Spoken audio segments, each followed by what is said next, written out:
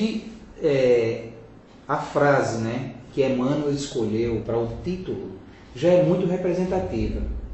Quem lê, atenda. Atenda. Atender o quê? Né? Que chamado? O que é que a gente tem, digamos assim, de ter cuidado, ou zelo, ou mesmo desenvolver para poder ter esse entendimento? E é interessante que ele coloca, né, nessa fala, como você explicou, da questão do atenda, quem lê, atenda, né? Quem lê o quê, né? E entenda o quê. E aí Emmanuel me falando, né, que as criaturas em geral converteram as produções sagradas da terra em objeto de perversão dos sentidos. A minha visão individual foi deturpando, de certa forma, aqueles textos sagrados. E aí ele traz algo bem interessante. Um movimento análogo, ou seja, da mesma forma, se verifica no mundo, com referência aos frutos do pensamento. Com relação ao pensamento, eu queria abrir um parêntese e trazer aqui uma frase de Joana de Ângeles, no livro Vida Feliz, que tem a mensagem com o nome Pensamento e Vida. E ela vai trazendo para nós o conceito do que é o pensamento. E aí ela começa o texto dizendo o seguinte: o homem pode ser considerado o pensamento que exterioriza, fomenta e nutre. Somos aquilo que produzimos, o nosso pensamento é uma produção nossa. E aí ela diz mais: conforme a sua paisagem mental, a existência física será plasmada face ao vigor da energia direcionada. E assim foi feita com as escrituras.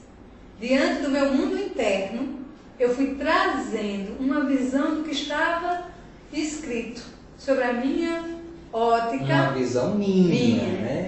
Pessoal. Deturpando em muitas vezes o sentido verdadeiro daquilo que deveria ser. Porque, queiramos ou não, a gente tem muito preconceito ainda embutido dentro da gente. Muito daquela questão ainda de olhar para o umbigo e o resto que se exploda. Infelizmente, o mundo ainda caminha nisso. E a gente vê que, independente da parte que o homem teima em não realizar, em não desenvolver, as consequências elas vão vindo e vão agravando a sua existência e o seu desenvolver, que se torna um pesar quando muitas e muitas coisas, muito e muito sofrimento, muitas e muitas situações poderiam ser evitadas, poderiam ser suavizadas se a gente não fosse tão teimoso, se a gente olhasse um pouquinho mais à frente. Não é verdade, Mary?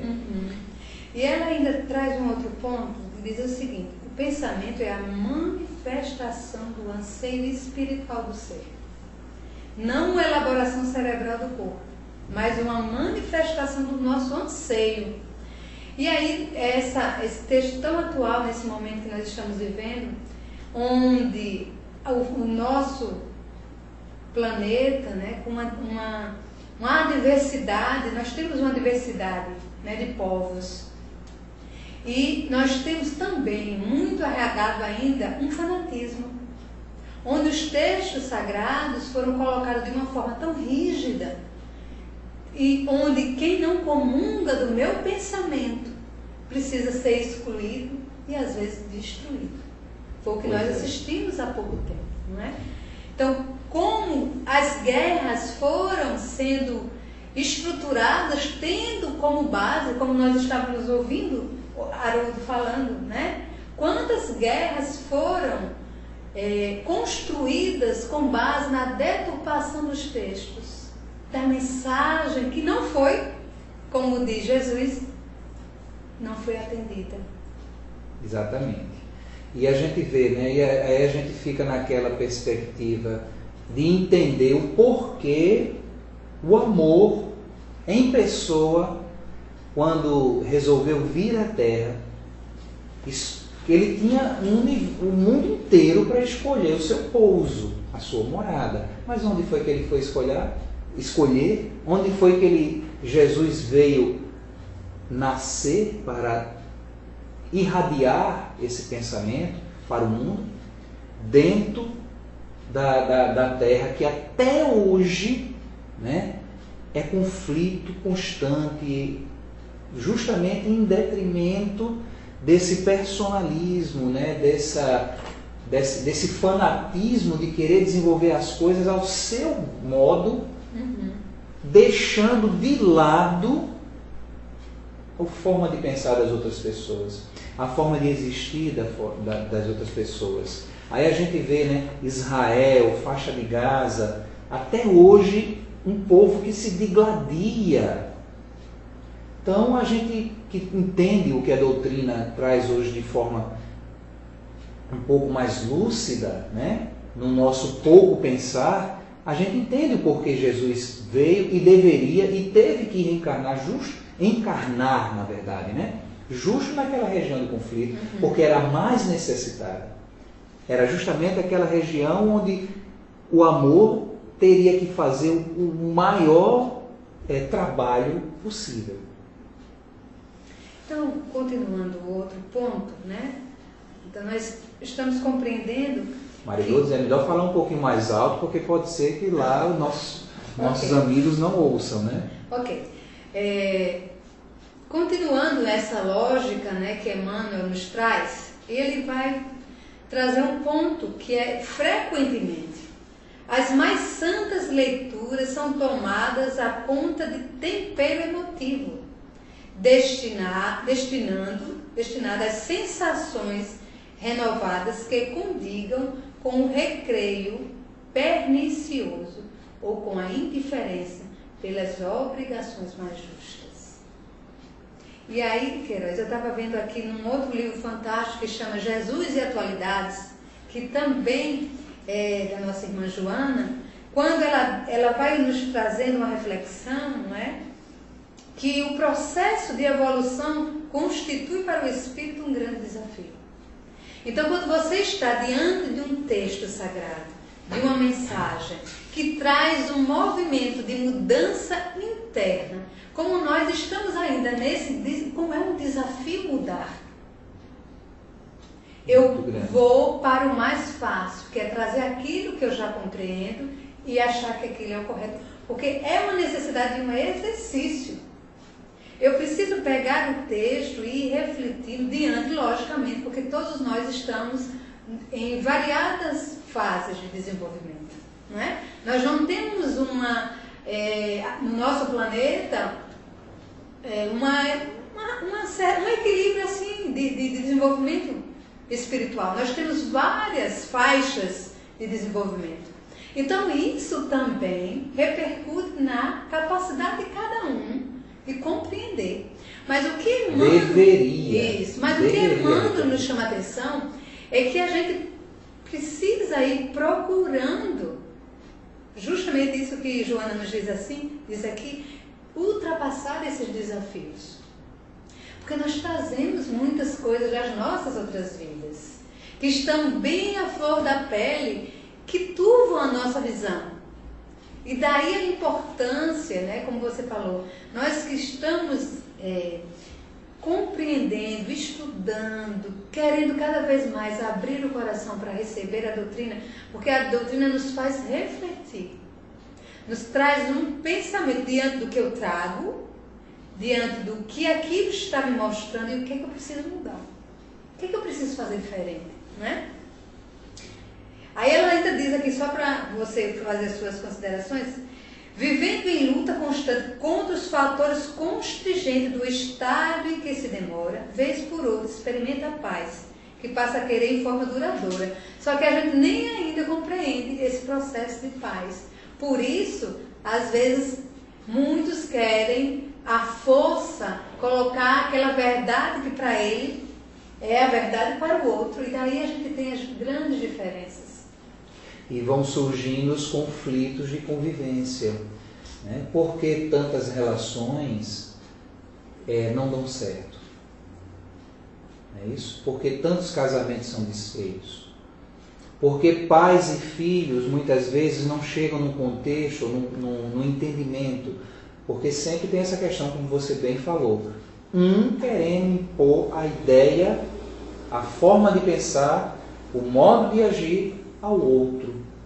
E aí, nessa falta de diálogo, né, vai se deixando de lado, justamente como o Emmanuel diz aqui, os elementos que precisam ser trabalhados nessa encarnação. Porque André Luiz, com relação a essas tendências que nós temos, que são inatas de nossas existências anteriores, ele nos diz que elas vêm cristalizadas.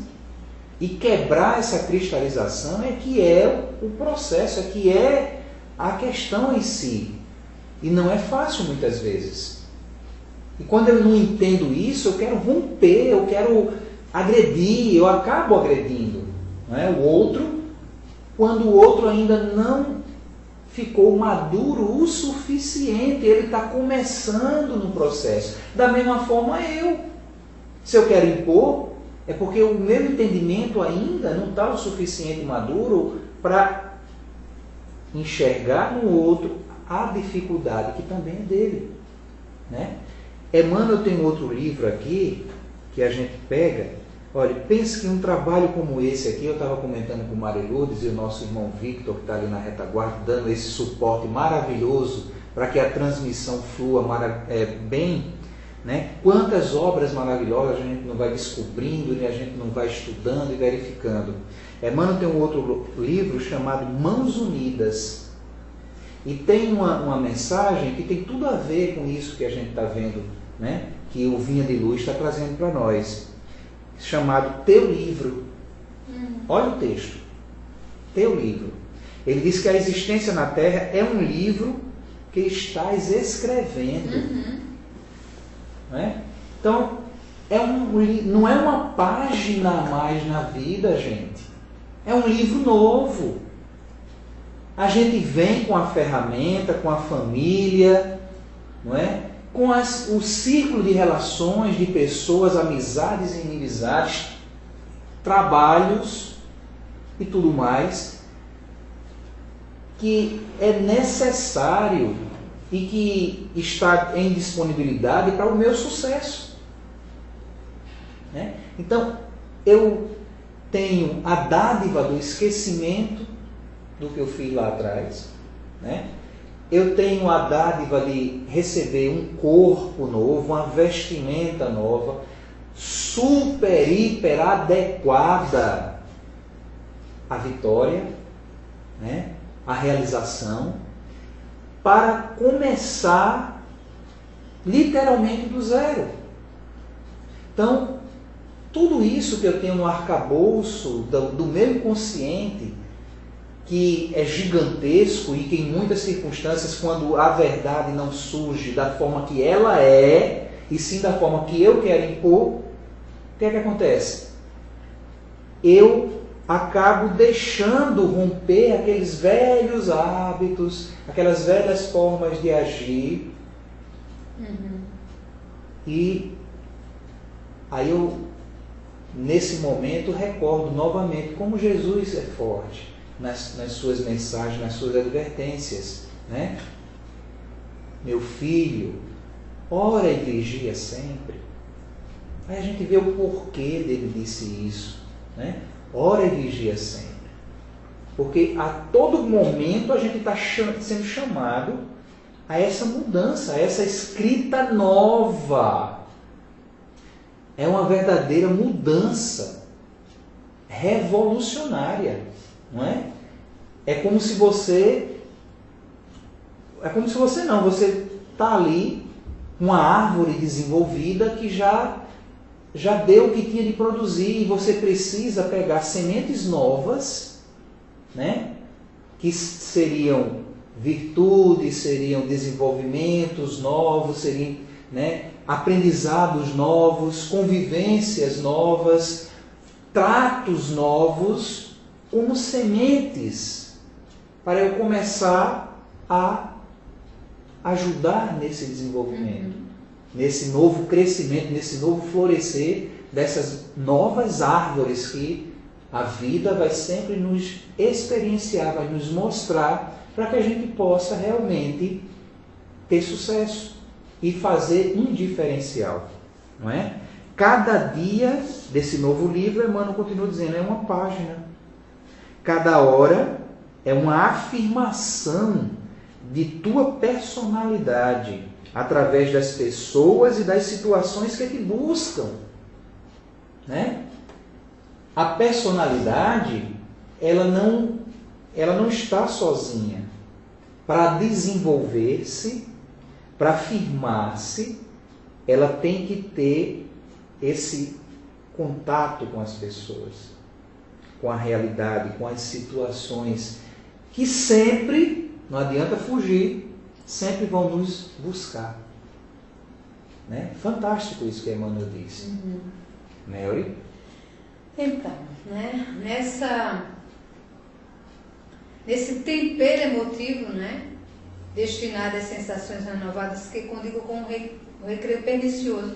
Aí eu estava pensando, quantas pessoas ainda, pela visão equivocada do poder, utilizam dos textos sagrados como forma de manipulação. Né? Como forma de manter o poder sobre aquelas pessoas que estão com anseios de serem atendidas, de mudança, de renovação. Né? Então, não estamos aqui julgando, apenas nós estamos refletindo com os textos sagrados, e nós, logicamente, bem lá atrás, deturpamos os textos. E hoje estamos tendo a oportunidade de reescrever este livro de uma forma diferente. E daí a importância, porque quando não que nós estejamos na frente ou que sejamos melhores, mas quando a claridade da consciência nos mostra a grandeza da mensagem do Evangelho, nós estamos sendo realmente chamados a auxiliar. Por exemplo, um trabalho como esse, como as palestras nos centros, como os estudos, né? Tudo isso que tem na Casa Espírita é uma forma, porque também acontece no Espiritismo, daquelas pessoas que trazem ainda, os nossos irmãos, que trazem ainda costumes antigos muito presos, né? Então, é fazer dessa luz, muitas vezes, uma prisão também. É verdade. E daí a importância do estudo para que a gente possa esclarecer, consolar, né? Porque muitas vezes, quando a gente não escuta dentro da doutrina, alguns irmãos dizer assim, mas é porque eu fui uma pessoa muito ruim, é porque eu estou pagando, então coloca o movimento da reencarnação como ainda, desculpa, ou como punição, né? Ou como ferramenta de cristalização naquilo que ele tem que mudar, naquilo que ele tem que deixar de lado, porque afinal de contas, como Jesus disse, roupa velha não aguenta remendo novo, não, né? Ela vai romper. A gente tem que mudar a roupa mesmo, mudar a atitude, mudar o gesto, fazer o mínimo esforço. Afinal de contas, o que é que diz Kardec sobre o verdadeiro espírita? Quem é que lembra o que Kardec diz sobre o verdadeiro espírita? Aquele que está no esforço, né? O esforço de fazer uma mudança no dia a dia. Simples assim. Não é o santo, não é o arcanjo, não é aquele que está no destaque ou ofuscando os outros com sua luz. Meu filho, olha, todo mundo está no mesmo patamar. Não é verdade? Então, nesse sentido, vamos nos irmanar nesse processo de mudança, nesse processo de transformação, que é maravilhoso. São bênçãos que vêm aí. A gente observa, né, nesse momento, 2015 está surgindo com muitas dificuldades. Dificuldades essas que, se fossem melhor tratadas há tempos atrás, ou não existiriam, ou estariam minimizadas, não é? A falta d'água que os nossos irmãos lá do Sudeste estão começando a enfrentar, e aqui no Nordeste também, a situação já é uma realidade. Já é uma referência, já é uma realidade, mas que a gente sabe que tudo é um contexto macro que não está sendo observado, de mudança de comportamento, de mudança de relação com o todo, com a natureza, com respeito aos ciclos naturais, à passagem das águas, não é? Ao respirar do planeta, a necessidade do micro-organismo que processa ali a terra, né? Para, enfim, todo um processo de dependência que mantém a vida. Então, quando eu quebro esse equilíbrio, quando eu não observo em mim a necessidade de respeitar as outras formas de vida, de atentar para uma mudança de comportamento e de paradigma, eu acabo comprometendo não é a existência do outro, não. É a minha própria existência. Não é? É o meu próprio conforto que eu estou jogando no lodo, na lama, dificultando a minha própria essência de existir. E justamente, Emmanuel traz isso que a gente veio falando agora, né? Raríssimos são os leitores que buscam a realidade da vida. Então, buscar esta realidade da vida é estar diante dessa possibilidade de mudança, de olhar o que a vida está me trazendo. Então, dentre esse ano que começa com muitas reflexões, porque a gente vê nos jornais as mensagens de dificuldades, de recessões, de aperto. Gente, é uma grande oportunidade. Porque nós precisamos, diante disso, refletir a nossa postura. Diante da seca que está batendo na nossa porta, nós estamos tendo a oportunidade de fazer um novo movimento. Porque endurecido ainda que estamos, muito endurecidos, né? Nós vamos tendo a necessidade de ir quebrando em nós esse egoísmo. E é isso que Emmanuel nos diz nesse texto, né? Raríssimos são os leitores que buscam a realidade da vida. O próprio Evangelho tem sido, para imprevidentes e levianos, vasto campo de observações pouco dignas. E isso nos faz pensar justamente, né? Quantas vezes nós, às vezes, passamos apenas os olhos nos textos. Como nós estávamos, você estava falando, quantos livros nós temos, acho que a doutrina nos dá um oceano de informações com esses livros que chegaram, né? E com o Evangelho que nos dá uma dimensão justamente do amor, da nossa conduta moral, né? Se a gente pega o Evangelho com os olhos atentos e compreendemos o que a doutrina nos oferece, né, para ainda mais compreendermos, porque os livros de André Luiz, coisas que André Luiz trouxe nos seus livros há 60 anos, a ciência está vendo agora como verdade.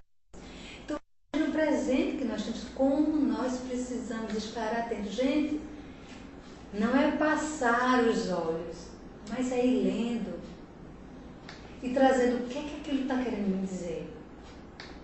O que essa palavra? E nos questionar, porque acontece tanto, Queiroz, sabe? Quando a gente lê um texto, muitas vezes nós fazemos o quê? eita, se fulano lesse isso aqui, mas quem está lendo sou eu. Até no próprio Evangelho no lar, né? Muitas e muitas situações. Eita, rapaz, se meu irmão tivesse aqui, ó, para ouvir isso, ou se não, tá vendo fulano, tá vendo fulana, isso aí veio para tu, ó. E a gente nunca, por acaso eu estou fora do contexto do aprendizado, eu estou ali como luz para iluminar as trevas, ou como também uma trevinha ali necessitada, né, que de vez em quando a espiritualidade também lembra de mandar uma luz. Exatamente. Não é? E aí Emmanuel justamente diz isso. Quando os olhos passam por ele, apressados e inquietos, anotando deficiências da letra ou catalogando os possíveis equívocos, a fim de espalharem sensacionalismo e perturbação, alinham com avidez as contradições aparentes e tocam o malbaratar com enorme desprezo pelo trabalho alheio, as plantas tenras e dadivosas da fé inovadora. Quero te trouxe uma coisa interessante do Evangelho, gente. E isso nós precisamos refletir. Como é que nós fazemos o Evangelho em nosso lar?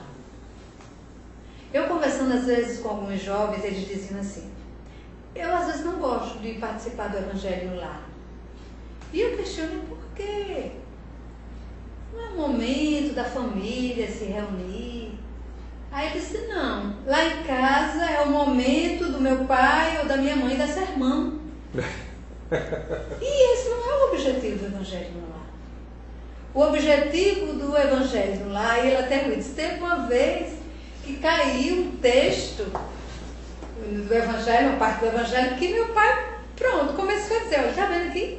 Olha aí, justamente isso aqui que você tem que fazer. Ou seja, não é o apontar, né? É o ter um cuidado. O que é aquela mensagem está trazendo para mim, para a minha família, nesse? O que é que eu preciso mudar diante disso? E aí a gente une, porque muitas vezes a gente também coloca fora do nosso meio espírita. E nós precisamos trazer essa reflexão também, que muitas vezes nós passamos o olhar rápido sobre os textos. Utilizamos o Evangelho no nosso lar com um movimento, muitas vezes, de punição, de mostrar, apontar a dificuldade do outro e nos colocar como senhores da verdade. Quando nós paramos e refletimos que aquela assembleia familiar, aquele grupo que se reúne diante do Evangelho é uma grande oportunidade, primeiro, de socializarmos. Porque vivemos uma vida tão agitada, corrida, trabalho, escola das crianças, tanta coisa, tanta tarefa, e um momento, 1 hora, meia hora, 40 minutos, como assim o grupo, dependendo dos quanto tem os membros da família, aquele momento precisa ser agradável, porque os jovens, os adolescentes, as crianças vão se sentir chamadas para aquele compartilhar. Isso, como diz a mensagem de Jesus, quem lê, atenda. Então vamos refletir, como é que nós estamos fazendo o nosso Evangelho no lar? Porque a nossa casa, gente... E com que propósito, né? Essencial. Afinal de contas, o que deveria ser para todos nós, espíritas, o Evangelho no lar? Um momento de reflexão, cuja mensagem recebida, aberta de forma aleatória, deveria ser refletida a respeito do meu cotidiano, do que eu fiz, do que eu deixei de fazer. O que é que aquela mensagem traz para tocar minha alma e fazer-me um homem ou uma mulher melhor, né? Um pai melhor, uma mãe melhor, ou um filho melhor. Não é um momento de trocar farpas, é verdade? Não é um momento de apontar o dedo para o outro, mas sim um momento de refletir, um momento de buscar, como esse que a gente está fazendo aqui, né? parece até, se a gente levar em consideração, seria até um evangelho. É a forma de discutir como anda a realidade, como anda realmente o nosso caminhar. Estamos verdadeiramente lendo? Se estamos, como pergunta Emmanuel, estamos atendendo à leitura do chamamento? Porque toda leitura, toda a mensagem espírita, toda a presença do benfeitor espiritual em nossas vidas, que em muitas circunstâncias e situações são experienciadas e sentidas, é para que a gente atenda sempre a algum propósito, a alguma mudança, a alguma necessidade, né, de abrir o olho para algo que precisa mudar.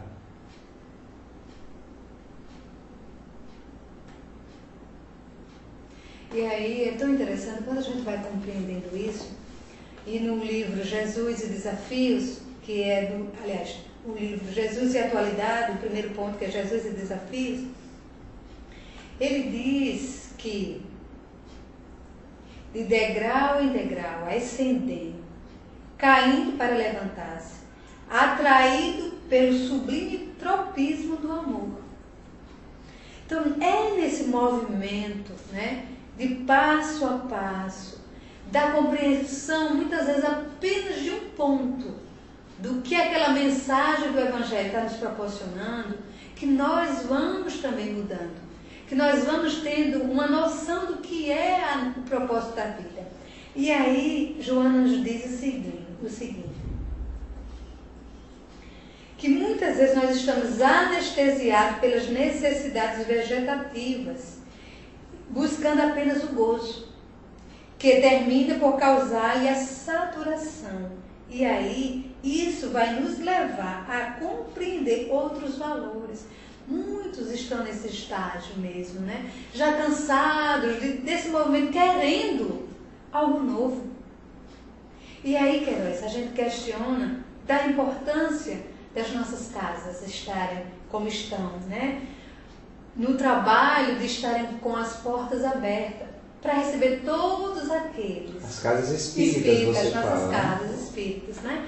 Estarem abertas, quanto movimento, quanto trabalho está sendo realizado, para que aqueles que cheguem sedentos de consolo, de entendimento, de despertar das ilusões, encontrem este calor nas nossas casas. É verdade. Nas nossas casas espíritas. Encontrem palavras que possam acolher, que possam auxiliar, né?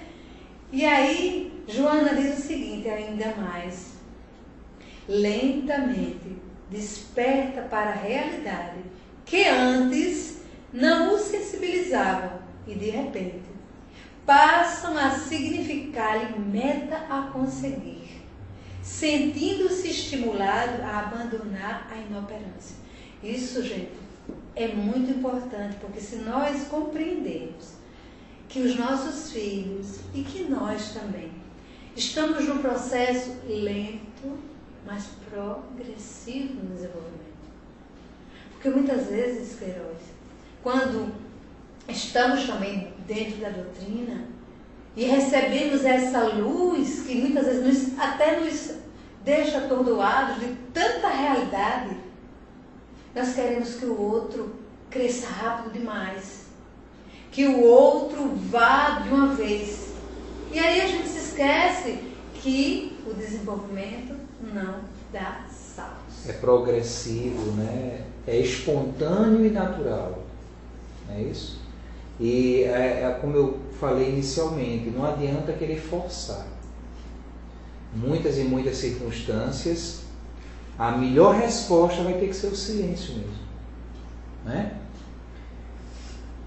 E como nossa amiga Francinete aqui no chat, ela está dizendo, também lembrando, né? Quando a gente falava do Evangelho, quando a gente falava dessa necessidade do entendimento, do diálogo, que ela fala aqui da importância de pensar também na justiça das aflições, né? Sim. Porque o entendimento de todo esse processo, dos porquês, das situações em que nós somos colocados, faz toda uma diferença na forma com que eu vou levar a minha vida. A gente vê a nossa juventude nos dias atuais muito soltas, no sentido de ter uma moral que ancore, né? Ou que dê uma baliza à sua navegação, para que essa navegação não saia desembestada, mar adentro, perdido, sem um rumo, um norte. E aí, o que é que acontece? Enveredam pelo caminho da sensualidade, enveredam pelo caminho das drogas, buscando, não deixa de ser uma busca por um norte, por uma realidade, mesmo que seja falsa, mas é como se tivesse algo dentro, vazio, que precisa ser preenchido por alguma coisa. É como se faltasse uma esperança, uma alegria de viver que precisa ser preenchida. Então, por isso que é sempre bom a gente ter esse cuidado com o que a moral cristã nos traz. Aplicá-la em nossas vidas e promover esse desenvolvimento dentro dos nossos lares, né? Indo para as casas espíritas, participando dos processos de evangelização, participando também, não é? Dos estudos, do desenvolvimento, incentivando os nossos adolescentes, os nossos jovens, de forma espontânea a também participar, mas sobretudo, tendo o zelo e o cuidado desse entendimento que Emmanuel nos fala, no sentido a prática, né? No sentido a robustecer a nossa fé naquilo que a gente necessita, naquilo que a gente é esforço nosso realizar, e não do outro, e não da doutrina, não do evangelizador, não é? A doutrina, o evangelizador, a casa, as mensagens, elas vão nos dar o suporte, elas vão nos dar o lenitivo, o consolo, a esperança, mas o caminhar na trilha, o experienciar do processo, a mudança, né, do paradigma, isso vai ter que ser feito por nós mesmos. Até o nosso anjo da guarda pode ali dar uma forcinha ali, um empurrão, mas não vai fazer pela gente. Nem o Cristo. Não é isso, Nélia? Isso mesmo.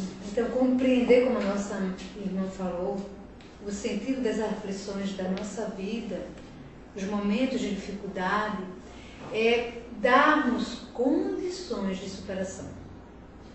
E isso a doutrina nos mostra em todos os momentos, em todos os seus textos, no Evangelho, em todos os livros que a gente... Como é importante a compreensão do que estamos vivendo no momento. E Margarete diz, Margarete Amaral, nossa amiga aqui também no chat, diz que a fé não deve ser vivida, não deve ser só vivida, tem que ser nutrida. Fantástico, Margarete. Linda a tua frase. Exatamente. Porque essa nutrição seria justamente, né, nessa vivência você ter a esperança, né, dos dias melhores, daquela história como foi passada, que o Chico, né, estava ali naquela angústia, naquela agonia, e Emmanuel trouxe a mensagem de Maria para ele: Chico, isso vai passar. Não é? Então, nutrir o nosso esforço naquela vivência, né? Na busca da mudança mesmo, do melhorar, porque a gente não está aqui para sofrer. O sofrimento ele está para ser entendido, mas o que deve ser buscado sempre é a felicidade. Ressignificado, né? Ressignificado no sentido de buscar e alcançar a felicidade. E então, continuamos o nosso texto. A recomendação de Jesus, diz Emmanuel, no entanto, é infinitamente expressiva. É razoável que a leitura do homem ignorante e animalizado represente um conjunto de ignominício nas brincadeiras, mas o espírito de religiosidade precisa penetrar a leitura séria, com real atitude de elevação. É o que a Francine está acompanhando o livro, viu? Ela colocou justamente essa frase aí, que foi a que Melry acabou de lembrar, né? Porque a gente vai lendo tópico a tópico, Francine, e vai fazendo comentários, buscando, né, a manifestação de vocês que nos acompanham, que nos ajudam nesse entendimento. Participação importantíssima. Importantíssima. E a gente vai agregando também o valor da doutrina em outras obras, né, que a gente sabe, a verdade ela não se divide, ela sempre se soma, ela sempre é, não importa onde você encontrá-la, ela sempre é. E isso é o fantástico da nossa doutrina maravilhosa. Obrigado, Francine, pela sua atenção e pelo seu acompanhamento, ok? Então, né, repetindo aí, né, é razoável que a leitura do homem ignorante e animalizado represente conjunto de ignominiosas brincadeiras, mas o espírito de religiosidade precisa penetrar a leitura séria, com real atitude de elevação. Emmanuel aí, eu acho que é a apoteose da mensagem, né? No sentido da gente buscar justo tudo que a gente vem falando aqui, o entendimento da situação do outro, né? Do momento, respeitar o momento evolutivo do outro, mas ao mesmo tempo não me acomodar com essa realidade. Buscar fazer em mim o processo da mudança, o processo da transformação. E não procurar espelhar na angústia do outro, na raiva do outro, na dificuldade do outro. Não é? Eu tenho que buscar espelhar-me no Evangelho, naquilo que eu leio, e como Emmanuel nos fala aí, buscando desenvolver o espírito não de religião ou de seita, que separa, né? Que traz até mais conflito, mais dificuldade no caminhar, mas o sentido de religiosidade.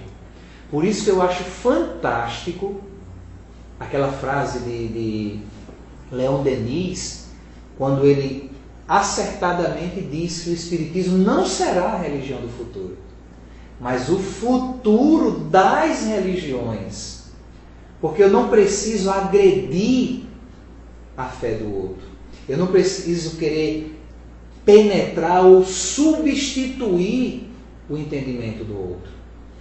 Mas a ideia da verdade, ela vai se consolidando naquilo que ela é, naquilo que já está ali na obra, né, do Bhagavad Gita, quase que não sai, do Bhagavad Gita, né, que é o livro sagrado. É meio complicado, mas eu acho que sai, né, que é o livro sagrado do hindu, né, o Alcorão, a Torá, né, o livro sagrado do budismo, a Bíblia, né, a Bíblia, o Evangelho segundo o Espiritismo, as obras singulares e magníficas da doutrina, né? Elas todas estão aí com a permissão do Pai de misericórdia para nos apoiar, para nos mostrar esse norte de mudança. Claro, cada uma vai no passo daquele grupo, não é? O grupo que pode acompanhar um pouquinho mais, ele começa a espelhar em cima de um pouquinho mais. Aquele que está na caminhada, mas que ainda não consegue comportar outros desenvolvimentos, não quer dizer que ele não esteja com a verdade, ele está com ela, ao nível daquilo que ele pode comportar, no nível daquilo que ele pode abraçar. E isso é amor de Pai, isso é misericórdia de Deus para todos nós. A religião não será A, B ou C no futuro, mas o futuro encontrará na lápide, né, da vida, naquele sentido da escrita que não se apaga, a forma de ser como ela é, e não da forma que um ou outro acha que ela deve ser. Isso. Afinal de contas, parafraseando Emmanuel, quem lê, atenda. Isso.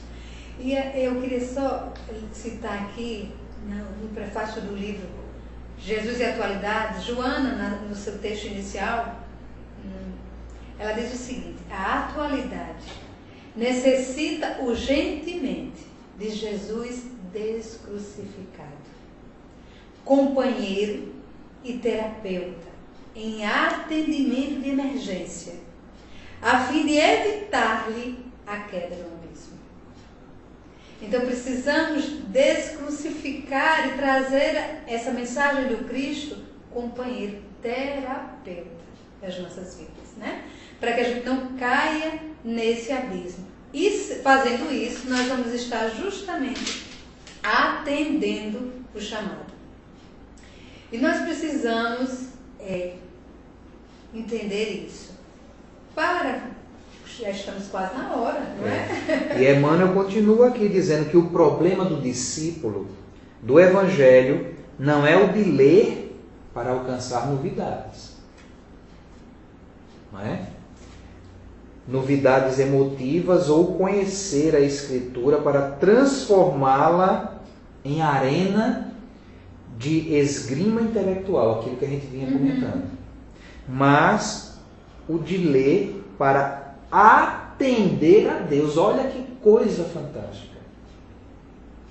O de ler para atender a Deus, cumprindo-lhe a divina vontade. Esse é o objetivo. Né? Afinal de contas, nós estamos aqui na Terra para cumprir um objetivo. E esse objetivo está na vontade de Deus. Então a gente tem que abrir os braços para entender e atender. Não é? E Emmanuel, naquele livro naquela leitura que eu fiz do teu livro, né, ele diz o seguinte: não menosprezes o ensejo de criar uma epopeia de amor em torno de teu nome. As boas obras são frases de luz que endereças a humanidade inteira.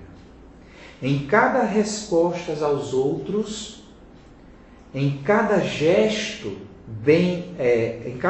para com os semelhantes, em cada manifestação dos teus pontos de vista e em cada demonstração de tua alma, grafas com tinta perene, aquela que não se apaga, aquela que nunca deixa de existir, a história da tua passagem.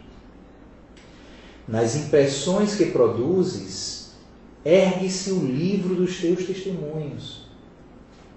A morte é a grande colecionadora que recolherá as folhas esparsas de tua biografia, gravada por ti mesmo, nas vidas que te rodeiam.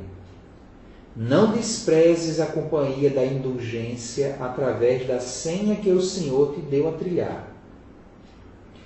Faze uma área de amor ao redor do próprio coração, porque só o amor é suficientemente forte e sábio para orientar-te a escritura individual, convertendo-a em compêndio de auxílio e esperança para tantos que seguem os passos. Vive com Jesus, na intimidade do coração. Não te afastes dele, em tuas ações de cada dia. E o livro da tua vida converter-se-á num poema de felicidade e num tesouro de bênçãos. Eu creio que essa mensagem é de Emmanuel para que a gente possa atender ao apelo de Deus quando nos deu tudo o que precisávamos, né? Um lar maravilhoso, uma roupagem nova, todo tipo de ferramenta que a gente possa imaginar, todo tipo de ferramenta, naquilo que eu preciso, naquilo que eu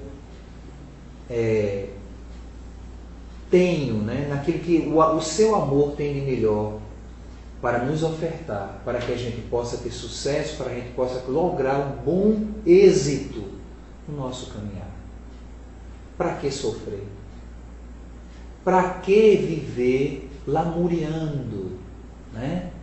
Perdendo energia com coisas que só me detêm a marcha? Gente, é uma marcha para uma felicidade, é uma marcha para uma luz que, quando alcançada, valerá 100% a pena. Tudo que foi vivido, tudo que foi experienciado, tudo que foi resolvido. Mas para tudo isso, né, a minha mensagem final para vocês, a gente tem que estar atento na leitura diária para atender ao propósito da vida. Ok? Maria Lourdes? Então, meus irmãos, nessa reflexão de hoje, né, que possamos compreender o que os textos, as mensagens, os livros estão trazendo para tocar a nossa alma.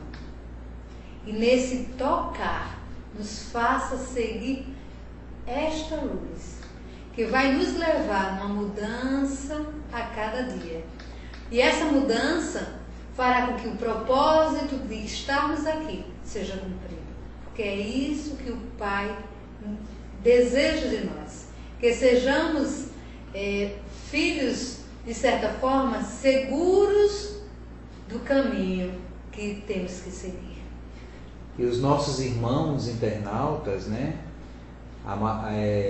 estão deixando também as suas dicas para o nosso crescer. Como a Margarete lembra que, afinal de contas, a vida é regida pela lei de impermanência. Tudo é transformação e crescimento. Muito obrigado, Margarete. Realmente muito verdadeiro o que você diz aqui, né? Deixa eu ver outras aqui.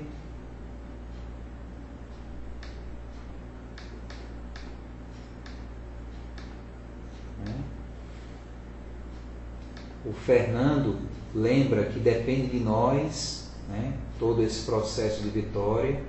A Margarete novamente nos diz que Jesus não quer ser só idolatrado. Ele quer sim ser seguido nos seus ensinamentos e servir ao outro. O Fernando diz que é por isso mesmo que ele veio e teve como apoio para a sua cabeça uns pedaços de pedra. Teve uma caverna como casa. Eu acho que o que o Fernando quis dizer assim, que não importa a forma, a vida, da forma que você veio, o que você tem, né, para lhe suportar, o que importa é a sua mensagem, é a sua vida, é o seu desenvolver. E o Cristo mostrou bem isso, né? Enquanto ele dizia para nós que não tinha uma pedra para recortar a sua cabeça, nem por isso foi empecilho para que ele deixasse a sua mensagem imorredora para todos nós. Então, meus amigos, muito obrigado, né, pelas suas mensagens, pelas suas participações ativas. Eu creio que foi, mais uma vez, muito rico a mensagem que Emmanuel, Joana de Ângeli trouxeram hoje para nós, como fonte de enriquecimento de nossas vidas, para o fruto das nossas futuras ações. Que não deixemos para depois aquilo que possamos fazer hoje. Até a próxima quarta-feira, novamente, às 21 horas, horário de Brasília, na Rede Amigo Espírita e Rádio Amigo Espírita, canal 5. Muito obrigado a todos vocês, um beijo no coração de todos e até a próxima, porque Ele quer. Boa noite a todos. Fiquem na luz.